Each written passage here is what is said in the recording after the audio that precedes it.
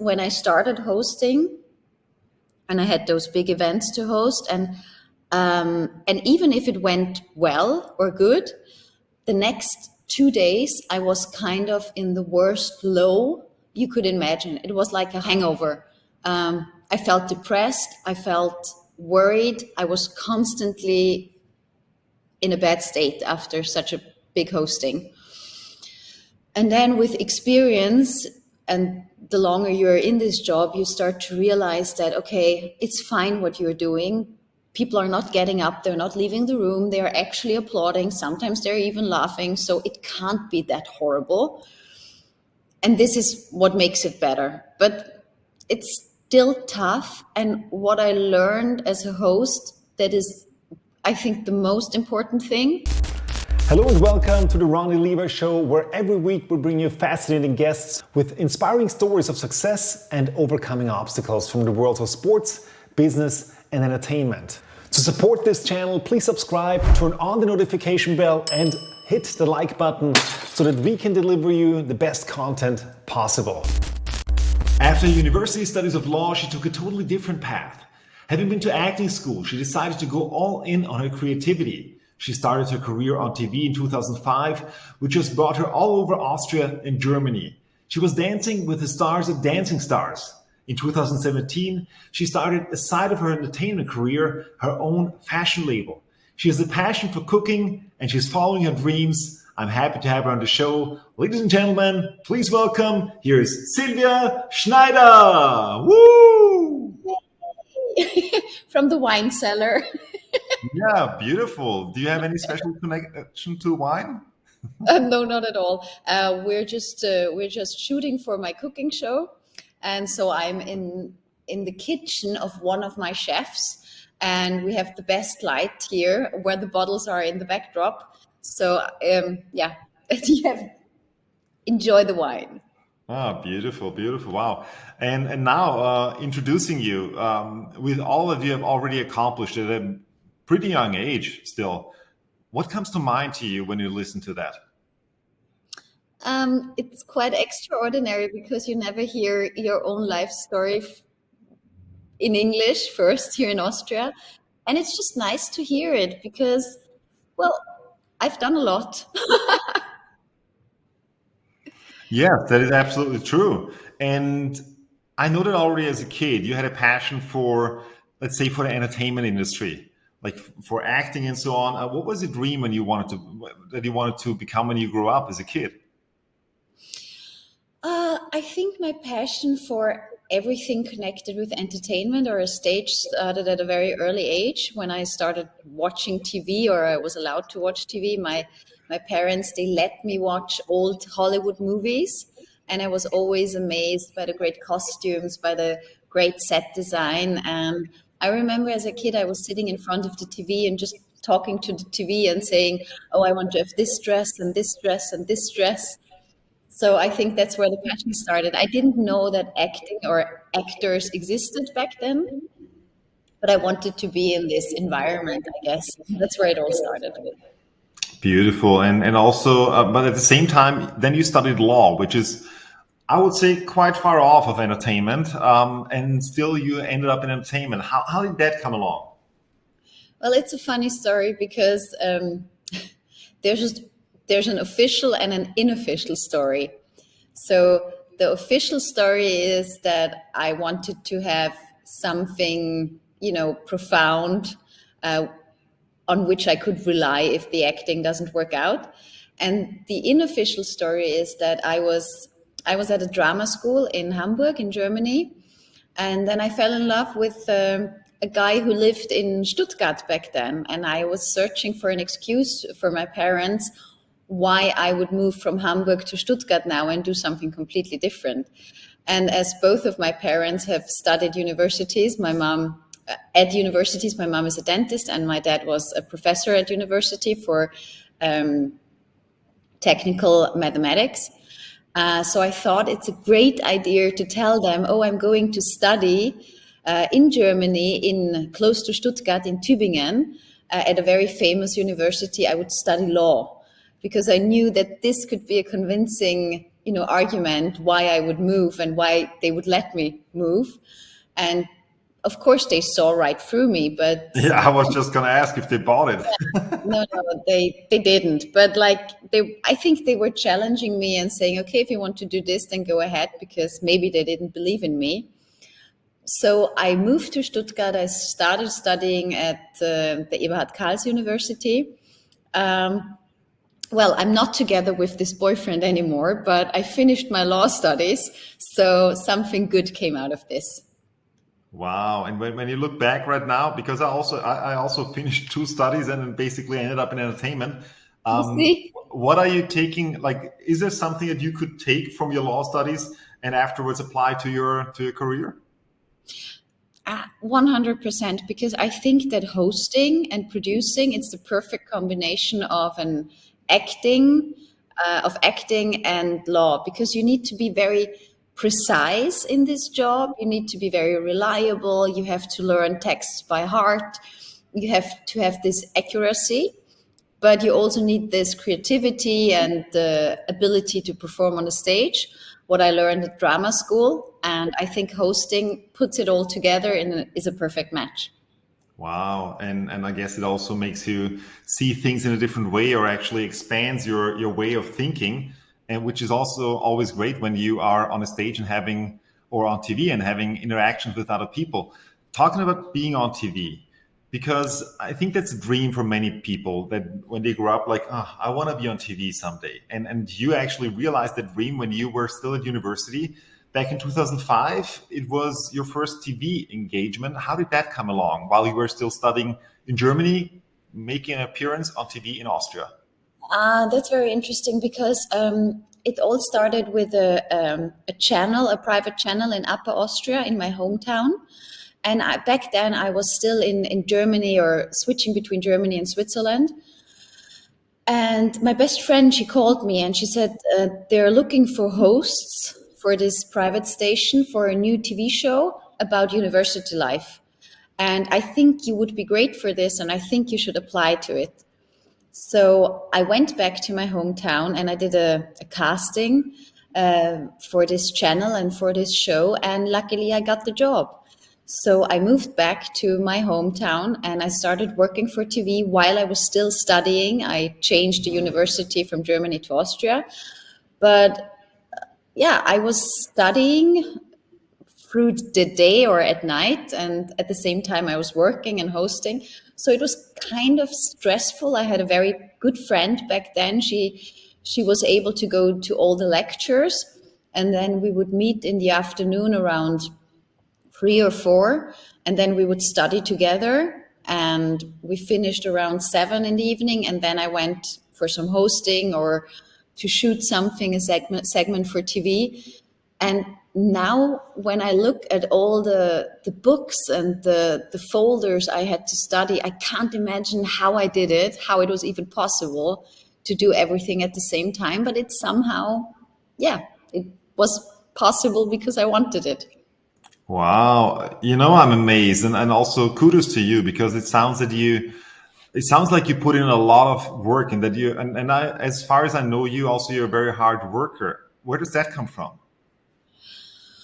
I think it's something my parents learned me at a very early age, that you need to organize yourself very well. Because as a kid, I was taking piano lessons, and I was taking dancing classes and stage theater plays and everything. So I always had a very full schedule where I had to organize myself. And like at our home, it was never liked when you were just doing nothing or hanging out on the sofa. It was always, don't you have anything to do, or isn't there any work? And if you wouldn't have work, my mom would find work for me. So I was constantly put into this environment of being active, doing something. So I think I still owe this to my family, that I'm still able to organize myself very well, and that I'm not shy when it comes to work. I do everything. I don't take pride into not doing something. I always like to be kept busy. And do you enjoy what you do? I love it. I love it. I'm super happy, and I know how lucky I am that I'm able to work in my dream job, be the producer of my own show, work in many segments that come with my job, and it's beautiful. It's very hard and challenging too, and a lot of people might not think of it how challenging it actually is, but I am super happy. Wow, beautiful. And you were mentioning something that while we also already said before that many people would love to be on TV or in the public spotlight, like they imagine all the great stuff that comes with it. And there is also one side that at least we need to mention it, and also I would like to have your view on that, which is that as soon as you're in the public's eye, you also, well, you're also an object of public opinion, meaning that there are going to people that have an opinion about you, or that there are people that are also going to give their opinions openly, for example, on social media, and with trolls or haters and all those kind of things. How do you deal with that? And does that happen to you as well? Oh, it does happen to me, and it's very hard, I must say, because do you still hear me? Yeah. Yeah, okay. So it's very hard because when it comes to social media, it's possible to put out your opinion without having to deal with the reaction at the same time. So you could say whatever you want, and no one will get back to you. And this is sometimes very, very hard because I I have a lot of social media channels for my different shows or for my persona. And most of the time, I am also working on those channels, and I have to deal with the comments without actually mentioning that it's me. And that's very hurtful and very, very painful. And most of the time, if you click on the profiles of people who are writing hate speech to you, you might see where this is coming from. And from time to time, I start to engage with those people and write to them in a personal letter or in a personal email or response. And I see that most of them, they just want to be heard or seen, because they're dealing with their own issues or problems. And as soon as they see that there's an actual person responding, a person whose feelings are hurt, they switch their behavior. And of course, I can't do this with all of the people who write bad stuff, but I try to do it from time to time. I also try to switch it off and give it to someone else who works with this. But it's a horrible problem of our time, and especially for younger people who are not as secure as I am or as put together in any kind of way, that it depresses them, it causes big troubles, it can even lead to suicide, which is very frightening.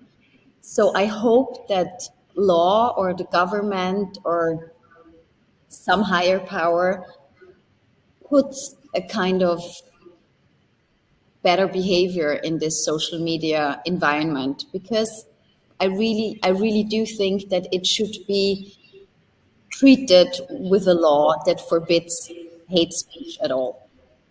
Wow. And I would absolutely encourage that, and to be, because just for it to be a place of positivity, because that's how we all grow together. And as you were mentioning right now, that it's very painful or hurtful. And do you learn how to deal with that, or is it like, does it just then get used to it, or is it, do you never get used to that? And it's Well, I think the best solution is to not deal with it at all, which is most of the times impossible. What I realized, it's very interesting that this hate speech or trolling exists much more on Facebook than it exists on Instagram. I don't know if this is a kind of a social gap or an age gap, which is just happening and turning out right now. But the vibe and the communication on Instagram is much friendlier and with much more behaviorism than it is on Facebook. So that will be interesting for us. Which advice can I give? Not to read it, not to take it too personal. Try to imagine which person has time and puts the effort out to write something bad about someone else. And I read a very good quote from a very great woman who said, I never got criticized by anyone who was more successful, more beautiful, or smarter than me. That is a very good quote. And if you think about it, people who are more successful than you, they would never criticize you or your work. They would always give you good advice or no advice at all. So I like to stick to that.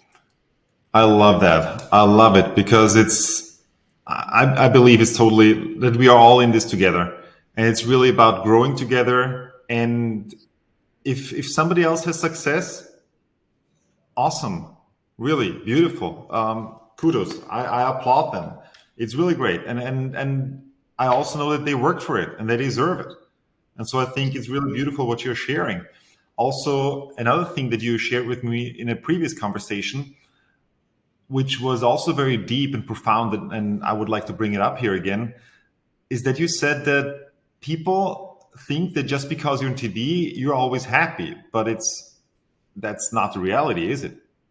No, it's not. You know the saying, the sun always shines on TV, and we all know that, but no one knows how much effort is put into this. And I just realize it, for example, when I try to hire someone as an assistant or as a co-worker or just to be in the company. Most of the times they think that it's only red carpets and glamour and beautiful dresses and makeup and hair and jewelry, which is not, it's not even 2% of our work. And no one sees how vulnerable we are when we put ourselves out on a stage. Of course, we do it because we have some kind of, I don't know, exhibitionism to us, that we like to stand on a stage and we like when people look at us. But you also have to have in mind, to have this inner feeling that you want it, you have to have a very difficult personality, or something is missing in us, or some kind of respect we're missing, and we're trying to get it by going on a stage. So we are very vulnerable persons in reality. And this is what a lot of people don't see. And they don't see how hard it is, how hard our days are, how many hours of work we have, what it takes to actually stand on a stage. And what if you mess up on that stage? You're the one person who is responsible for it. No one else is. And everyone knows the feeling of standing in front of a crowd and saying something, or then standing in front of a stage. That's very, very hard for a lot of people to do. And it was hard for me to do too. I had to learn it too. So you wouldn't see that. And they also don't see how much preparation or due diligence in reading about the topics you're referring about or talking about is needed. I think it's very beautiful what you're saying, because it's true. Like when you're working with, basically, that talking is your job. And still you're human, and it happens that sometimes you make a mistake, and it has happened to me quite sometimes, that you're on a stage or you're on TV and you're saying something in that moment, or right after that, oh, I shouldn't have said that, or oh my God, I made a mistake. And sometimes you don't even realize it, but still, when it's out, and you cannot take it back. So it's the most horrible thing, because there might be things or jokes about which you don't think at all. They just come natural to you, and you would never think that you could offend anyone. And then as more experience you get, you start to realize, okay, not all of the people in the crowd have the same humor as I have, or not everyone is at the same point in his life at the moment. So you have to be very, very careful. I've had people start crying on stage because I asked them a question and I didn't even know that it is something that is so deep in them and touches something so emotional in them. So that's hard. It's really hard. Well, I can imagine that, and especially when you go deep. But you know what? I learned something beautiful, that at the end of the day, it's not exactly about the words that you're using or what you specifically said. It's more about how you made the people feel. Like the feeling that your audience leaves with, or even if your audience is just one person and you're dealing in whatever job you have, it's always about what feeling are you leaving behind when you and the other person part ways. Yeah. And one of the things that you said before was that basically being on stage, and so it's just 2% of your work. So for everybody that has no idea what the work of a TV host, event host, what that looks like what is the rest? What are the other 98%? Yeah. People just forget it, and it's also that I really try to become better as time goes by, and I very much watch my stuff. Sometimes I try to avoid what I've done on stage and not watch it, because you can never get on a camera what is actually happening in the crowd. This feeling is once in a lifetime and at that moment, and you can't record it. So sometimes the camera doesn't tell the truth, but it's still good to watch what you've been doing, even if it just tells you, okay, maybe I shouldn't stand like this. Stand like this. Don't talk so much with your hands. Don't touch the person you're talking to too much. It's all those little details which no one would actually realize, but all of them together, they give a special feeling to the audience. And that's what differs a good host from a bad host. Beautiful. And I think it's great that you want to watch, that you want to grow, and that you're watching yourself. You know, it's funny. I read once that Kiefer Sutherland, a famous Hollywood actor, that he actually never watches himself afterwards. Like he has not seen a single episode of his, the things that he did, because he cannot stand to watch himself. He's always like super critical. I know that. And, I think everyone out there knows how horrible it is to hear your own voice on a recording. So us hosts, we constantly hear our voices and we constantly see our faces. But do you still think it's horrible for you? Because yes, really? yes. It gets better. And sometimes I watch myself and I'm like, okay, this was okay. It wasn't so embarrassing, and I don't feel so ashamed of myself right now. But sometimes you can't help it, and maybe this feeling is only for you. No one else would see it, of course. But I always say that I hate myself when I watch myself. So seriously, no, I'm finding this hard to believe, and I do believe you. And still, I think you're such a perfect example of so many of us who are just who are great at, let's say, beating ourselves up instead of actually putting ourselves like upwards. Because you are one of the best event hosts that I know of. Like really, as a woman, you're funny, you're charming, you're out there, like you know what it takes to take an audience from A to B, and it's always when I see you at an event hosting it, I always know it's gonna be great.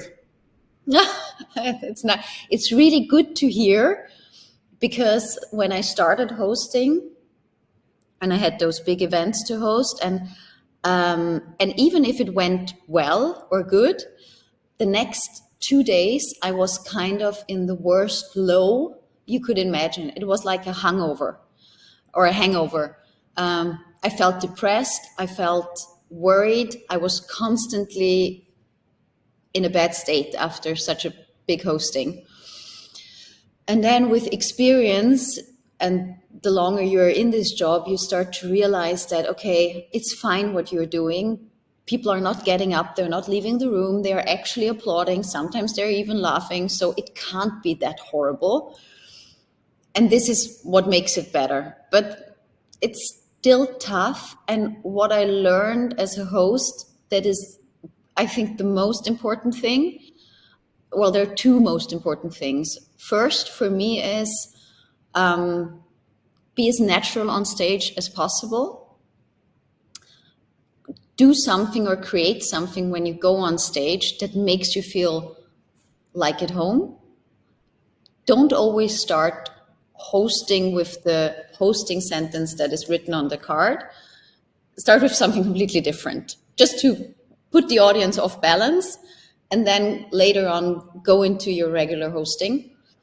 This is super important. And the second thing is listen. Listen to the people with whom you're talking or who you're interviewing. It's so important because this is something that the audience always detects if the host isn't listening, if they're just sticking to the questions written down on their cards. It makes it super unnatural. What I'm thinking right now that I'm listening to you is, do you, when you watch yourself, when you analyze yourself, and I mean, all of us at some point, no matter what field of work you're in, you always are gonna evaluate, like, where are you at and how are you doing and what would you like to do? Do you compare yourself with others a lot? Do you find like, okay, like this person got this, I'm just here. Like, why am I here? How am I getting there, and so on? Or do you really, for example, like when I one of the things that I do is boxing, yeah? And of course I watch the great ring announcers from the US and so on, and you compare, and you know that this person maybe has also a completely different voice than you have. You cannot, like, you need to work with what you have. Like, you can only be the best version of you and not to be a copy of somebody else. How do you deal with that? That's a very good point. I have this in me that I never compared my success to others, because I think that's the most poisonous thing you can do when you look at others and are down talking yourself. Oh, why am I not there? Why am I not doing this? Why am I not getting this job? This is the worst thing you could do. You should appreciate that someone else is doing a great job in this field, and then go back and work on yourself, stick to yourself. And when it comes to comparison, I'm watching a lot of female hosts, of course, how they work, what they do, and I'm inspired by them. And sometimes I'm like, I would like to be as funny as her. But that's not working, because you have to find your own fun or your own humor or your own strength and work on this and get unique in that. It's not possible to copy anyone else. You can just pay respect to what they're doing and maybe get one or two hints from them and be inspired by it, but then find your own interpretation of it. Oh, beautiful. And just as a side note, you are funny. Like, I'm always entertained. So to wrap up the hosting part, what is something that what advice would you give to somebody who would love to be a host on TV or at an event? Okay. So my advice is start from the bottom. Know how the industry works and know everything about it. For example, when I started working for TV, of course, I got lucky that I was able to host from the beginning, but I also had to do segments for TV where I was out with the camera team in the cold, in the hot, in the water, in somewhere, and I was doing everything. I was carrying the camera, I was carrying tripods. I learned everything. I learned about light, I learned about camera, I learned about how to write a text, how to put a segment together. Know all those little parts and don't be shy to learn them. Be the person who is always eager to work, and then slowly work your way up. That's my advice. Beautiful, very beautiful. I want to take a few minutes also to talk about your newest, it's not so new anymore, but your newest endeavor in a way, Since 2017, in 2017 you launched your own fashion label. You already told us that when you were watching Hollywood movies as a kid and you were always fascinated by dresses and so on. But how did you then actually get the idea to create your own fashion label? And yeah, how is it going? I was working together with another brand, and I was kind of promoting their fashion, and yeah, being the face of the brand. And then I realized how much effort I put into this work actually, and how much I did. And I started thinking, well, if I put that much effort into someone else's brand, why don't I create my own brand? So I started to work on that, to have an own brand. I have my own fashion line. I always do one collection a year, which isn't as much as other designers do, but I always get inspired for one idea. I work on this idea for a year beforehand, and then I present it. And I'm very lucky that it worked out. Like in Vienna, one of the biggest shopping houses, or how do you call Department stores. Department stores, is selling my fashion, and the rest I'm selling online. And people started liking my fashion and my style, and they love to wear it. So that makes me very happy. And I'm launching my newest collection by the end of May. Wow, very beautiful.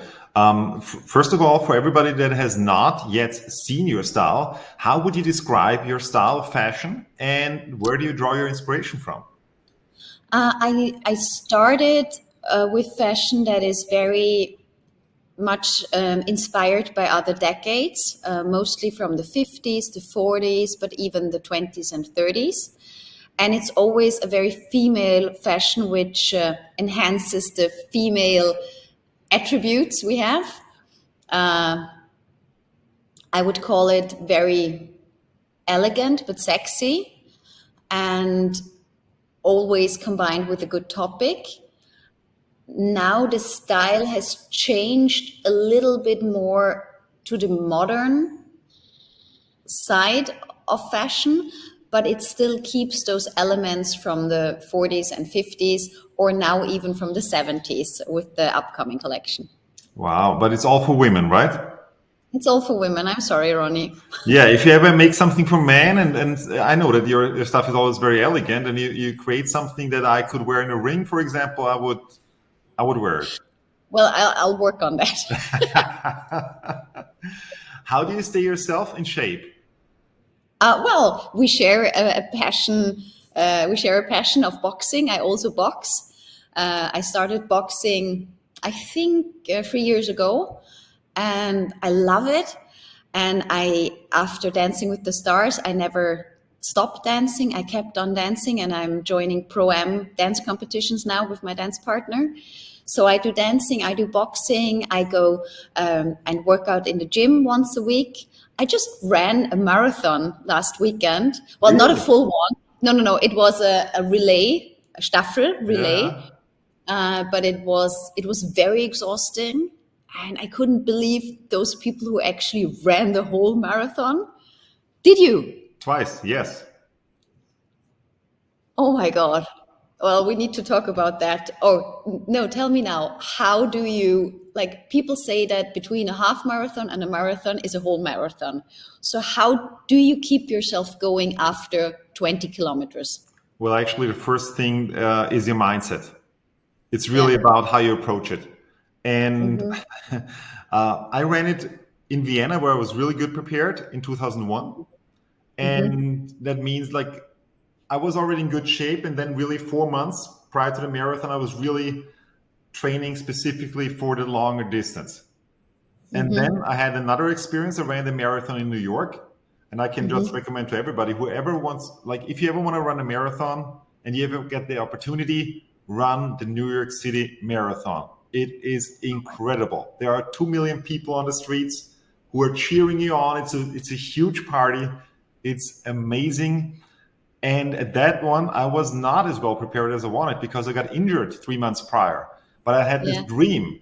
And the last 3 months before the marathon, I could only run more than 1 hour once.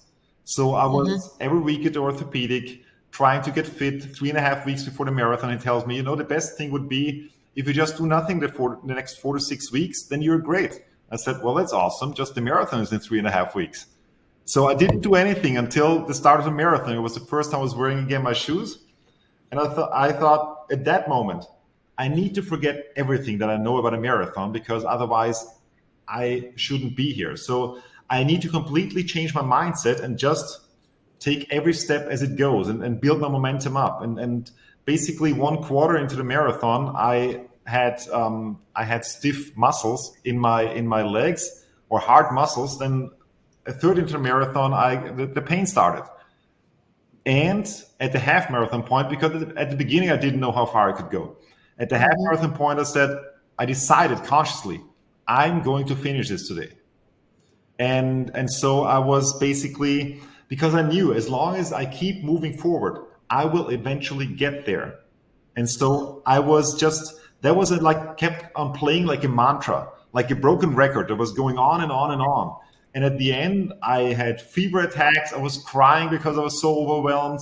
On the Fifth Avenue in New York, in Manhattan, it was going 15 blocks uphill at kilometer 37, which was not, I was not in the best shape at the time anymore, for sure.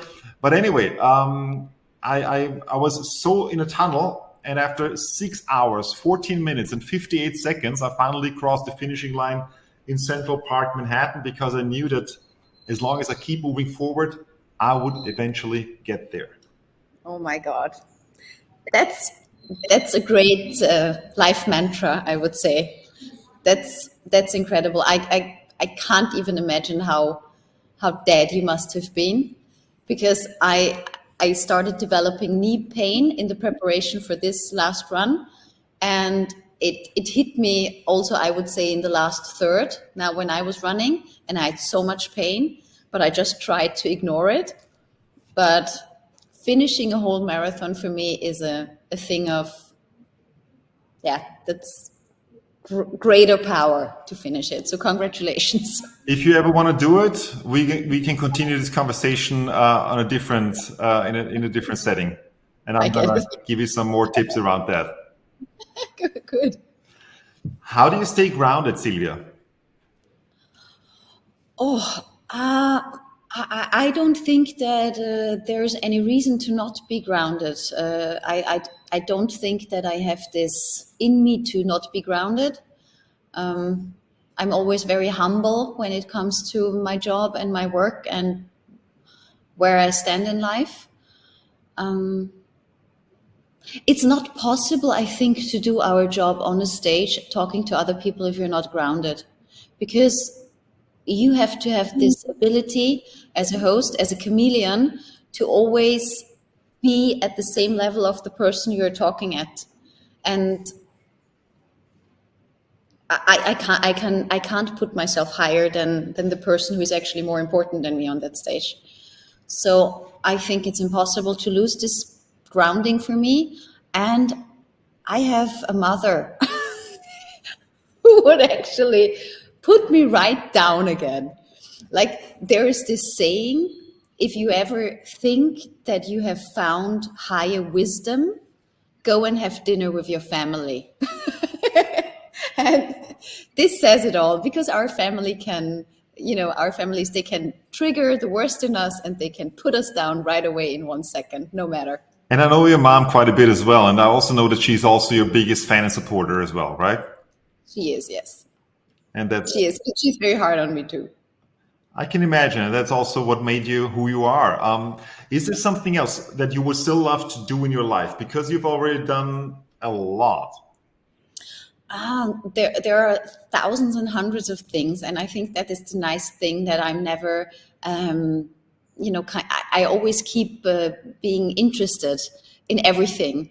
And I would love to do this and that. And people always tell me, please focus just on one thing and do one thing and don't focus on too much.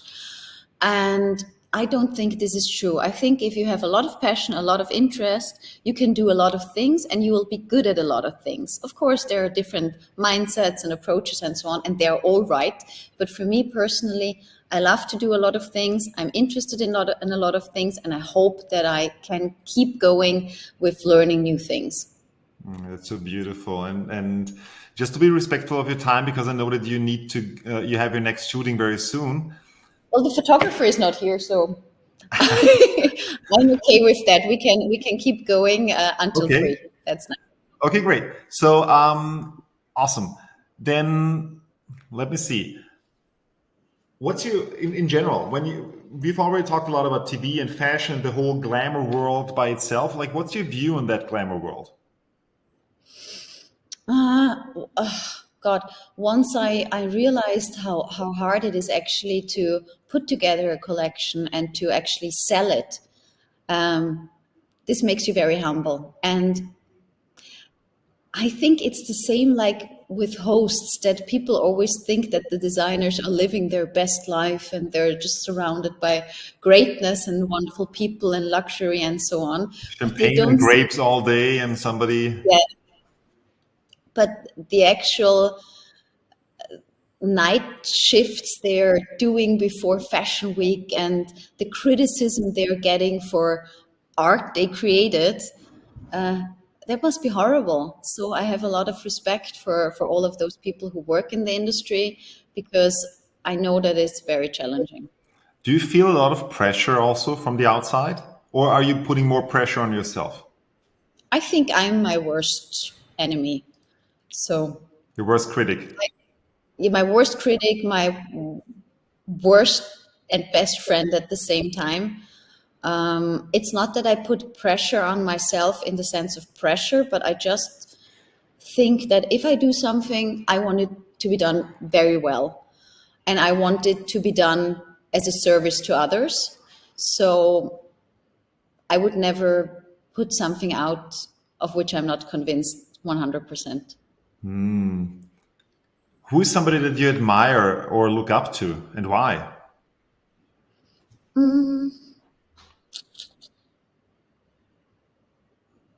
Well, I admire a lot of people and a lot of different jobs they're doing. This can be a politician, it can be an actress, it can be a painter, it can be a dancer. I can't name a specific person, I think, who is doing especially great, or maybe I will later. But I always admire people who are smarter than me and who are even more stringent with their path where they want to go. I always admire that. And I always look up to the people who are very hard on themselves, but very kind to others. I think that's the best way to put it. And if I should name one person I really look up to, Dita Van Teese, Really? the queen The of burlesque burlesque. queen. Yeah, because she has done something that seemed impossible. And now there are burlesque dancers everywhere in the world, but you have to say that she was the first to make it glamorous and worthy of a wonderful event. Because basically she's a stripper and she's very proud of being a stripper too. But she has put a next level to it. And she has created this new way of looking at a form of art, which we haven't seen before. And I was lucky to meet her a couple of years ago and to interview her in her house in Los Angeles. And I was super afraid to do this because, you know, they say never meet your idols. So I actually didn't want to meet her, but wanted to meet her. So then I met her. Why you didn't before you tell, like, why you didn't? Because I thought, what if I meet her and I don't like her? What if I meet her and she doesn't like me? So I was having a hard time with this because I wanted to keep her on this Pedestal. pedestal. And she's still there because she's gorgeous and I really admire her. She's wonderful. She's super smart. She's a good businesswoman. She's kind to people. She's very grounded. She's actually shy. She has a great wisdom, and of course, I love the style she represents, the 40s and the 50s. So we had great fun. Wow. And there is a beautiful lesson in there, what you just shared. It's that whatever you do, and when you were saying like basically she's a stripper, and normally we don't really have a like in a social context, you don't put strippers very, very high on up on the social ladder. But what she did is that she is very proud of what she does and put it to a next level, like she's owning it. And it's about how you do it more than what you do. Would you agree? Yes, I totally do agree. And I also think that she created with her shows something for a bigger audience, because when she travels and she does a show, it's not only her on stage, but different dancers and different kinds of artists. And she's also promoting not only one stereotype of a perfect body a stripper should have, but she's also having strippers or dancers on stage with different body types than her. And I think with that, she encourages a lot of women, especially, to be proud of their body and to be confident. And kudos to her for that. Wow. Are you ever thinking in terms of your legacy, in terms of what you want to leave behind, or are you just doing what you love to do? Or is there also a thought like, this is something that I would like to create for a lasting memory? Yes, definitely, because I think that everything goes away in our world. Like the beauty will go, and the money will go, and the youth will go away. What stays until the end is what you have created in other people's lives when it comes to feelings. And I hope that when I go one day, a lot of people keep thinking of me fondly and nicely and remember me with a laugh. So that's what I hope. And I always said to myself, if I can have one person who says, I got inspired by you, I've made it. And nowadays, a lot of people coming up to me and say, you are inspiring me, or what are you doing is inspirational to me. And this makes me super happy. And I'm super proud about it. It's beautiful. It's so beautiful to hear that. It's really, it's all about creating an impact also in a way. And also, I believe you deserve it, because you're also, as far as I know you, you are also the first one to share with others when you appreciate something about them, when you love something about them. And so really, kudos to you. Thank you. Danke. Yeah. Let's talk a little bit more about mindset as some closing thoughts. What's the most important, like, do you like to read books? And what's the best book you ever read, and why? There's not a best book, I must say. There are a lot of good books. I like Tim Ferriss wrote a great book. The 4-Hour Work Week? No, not only that one, but he brought out another one where he always... Sorry, what? Tools of Titans? No, one in between where he's always asking the 20 same questions to different people. Okay. I don't remember it now, but yeah, this is a book that is very good. Not this one. Detective, no, it's not. But I'll read this one. Is it good? I don't know. I haven't read it yet. But okay, so yeah, I love to listen to audiobooks. But okay, great. So Tim Ferriss, I love Tim Ferriss. Tim Ferriss is a very good book, and I read a lot of cookbooks because of my cooking show, and there's one cookbook which I read I think 4 times because it's so beautiful. It's called Rosenmarmelade, Rose Marmalade, and it's about a Polish doctor who moves to Australia but then goes back to Poland to find her roots in cooking and her family history. So it's a combination of recipes and her life story, and this was very, very inspiring to me too. Wow. And actually Dieter von Teese also wrote a great book which I like to read repetitively. Wow. And by the way, did you know that Tim Ferriss also has a cooking book? Does he? Yeah, The 4-Hour Chef. Oh yeah, I read about that. So this is the next one on my list. Beautiful. Silvia, when people get inspired or got inspired now and or when they want to check out your art or your fashion, so to say, where can they find you?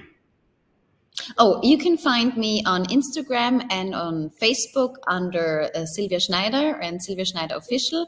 You can look up my show, Silvia Kocht, on Facebook and Instagram, or you can just check out my website, which is www.silviaschneider.at. I will link everything down below in the show notes, of course. That's And nice. it's been so great to have you here. One Thank final you. thought that you would like the audience to get out of this. One thought. Yeah, one parting thought that you would like the listener or the watcher to take away from our conversation here today. Tell others that they're doing great. Yeah. Tell your worst enemy that he's awesome. Be nice to other people. I think that's the most important thing. I love that. That's such a beautiful, that's beautiful. Beautiful. Thank you very much. Thank you, Silvia. I'm so happy to have had you here on the show. Have an outstanding time. Lots of success to you and looking forward to seeing you again soon. You. See you soon, Ronny. Thank you so much. Bye. Thank you for sticking with us until the end. To make this content even more valuable for you, please leave a comment below and share your thoughts, and also share this video with somebody you care about who absolutely needs to see this. Thank you very much. Have an outstanding day and see you next time.